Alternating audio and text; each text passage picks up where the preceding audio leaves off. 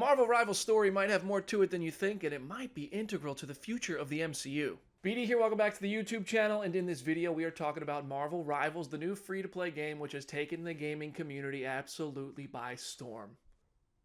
Do you blame me? If there was ever a time, it was now. Marvel Rivals actually has quite a bit of story to it, and we're going to break it down in this video and talk about how that story is probably about to inform stories we're about to experience in the Marvel Cinematic Universe. And at the end of the video, I'm doing my first ever giveaway on the channel, so stay tuned for that. So please subscribe to the channel for more videos like this one, exclusive interviews, and let's jump in. First of all, this is a story with Doom at the center. Dr. Doom from the present and Doom from 2099 came together and created a catastrophic event known as the Timestream Entanglement.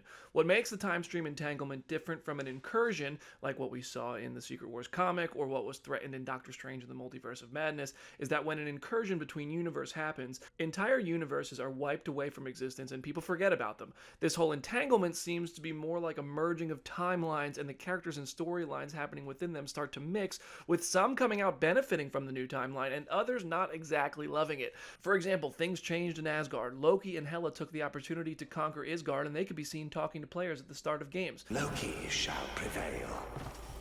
This sort of conquering is on brand with their villainy. Meanwhile, Black Panther turned Wakanda into a massive galactic empire, so he might not think the entanglement is such a bad thing. These new timelines are called Chronoverses, a new term seemingly inspired by the stronghold of master time manipulator Kang the Conqueror, who called Chronopolis home on the pages of Marvel Comics. Now, in the Marvel Rivals world, we know Iron Man is trying to find a solution to combat the Timestream entanglement, and he's trying to use a new element called Chronovium to do so, with the locals in Wakanda seeming to either be keeping an eye on him or working with him based on loading screens and other animations. And a moment in the comic between Spider-Zero and Master Weaver drops the exposition needed to understand that Chronovium is what's needed to repair the chaos of the Timestream entanglement, and to try to repair it without enough Chronovium could be very dangerous and make things worse. The comic actually does a really fun job of using tropes from the games and applying them into storytelling, like when a team isn't doing as well as it needs to and somebody on the team switches heroes. That is shown in a moment where Thor is replaced on a team with Squirrel Girl. There are also details like Penny Parker thinking that Spider-Man is her father from another universe, which he is not, and Namor taking Jeff the Landshark under his ankle wing as an ally for battle. Overall, the comics really enrich the story being told and make the constant battling of heroes, alternate skins they can wear, and just everything that's happening in Marvel Rivals make sense.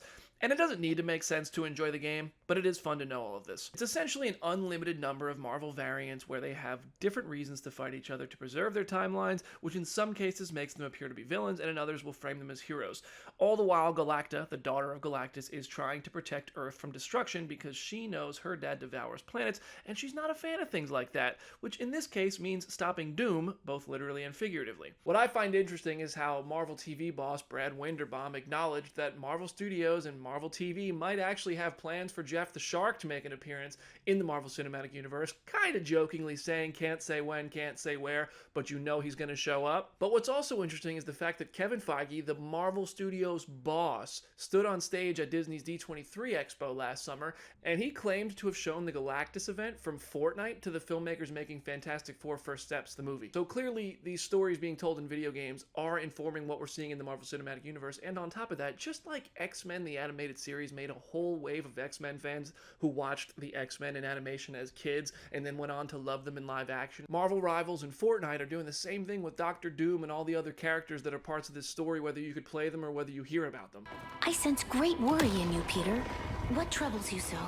Oh, just the fact that two Dr. Dooms are battling across all space and time and we're stuck in the middle. Yeah, it's nothing big. I don't know if we'll see multiple Dooms in upcoming movies like Avengers Doomsday or Avengers Secret Wars, but I do think Secret Wars will follow its comic book source material and see Doom as the reigning overlord of the new world he creates by himself.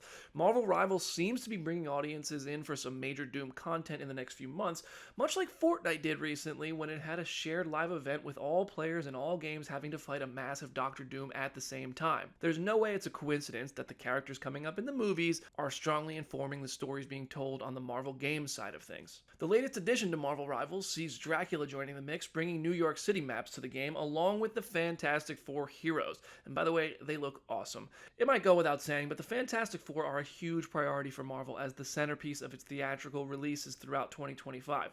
But Dracula being a focal point is an interesting new addition and choice.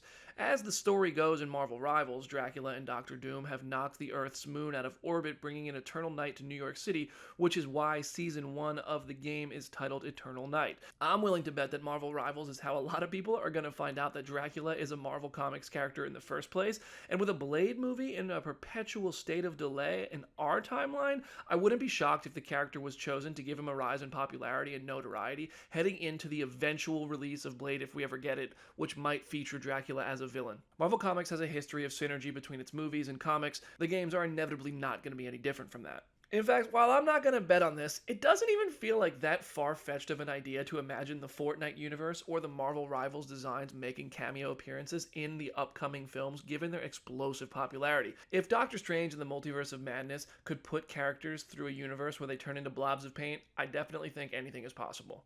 And now let's do a little giveaway. This awesome Marvel artwork featuring Jeff the Land Shark front and center can be yours.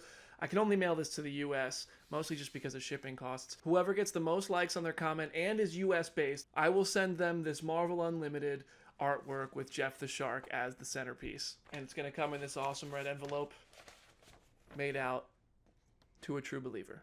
And I'm able to do that because Marvel Unlimited sent me a care package, and it gave me a free 1-year subscription to Marvel Unlimited, which is where I'm reading the comics. And I just have been really enjoying flipping the pages on my iPad. That's been really, really awesome, and I just wanted to shout them out as a thank you, and also say thank you to everybody who watches this content, and maybe you'll get a cool piece of Marvel Unlimited artwork if you have the top comment and you're in the US. Thank you so much in advance. What do you think of the story being told in Marvel Rivals? Do you want to see bits of this be told in live action in the Marvel Cinematic Universe? Do you think Fortnite, Marvel Rivals, Marvel Snap, and all the other Marvel games are being used to inform audiences on what to expect in future Marvel Studios titles? Share your thoughts in the comment section and subscribe for more videos like this one, interviews, and just lots of fun stuff. I'm BD. I'll see you in the next video.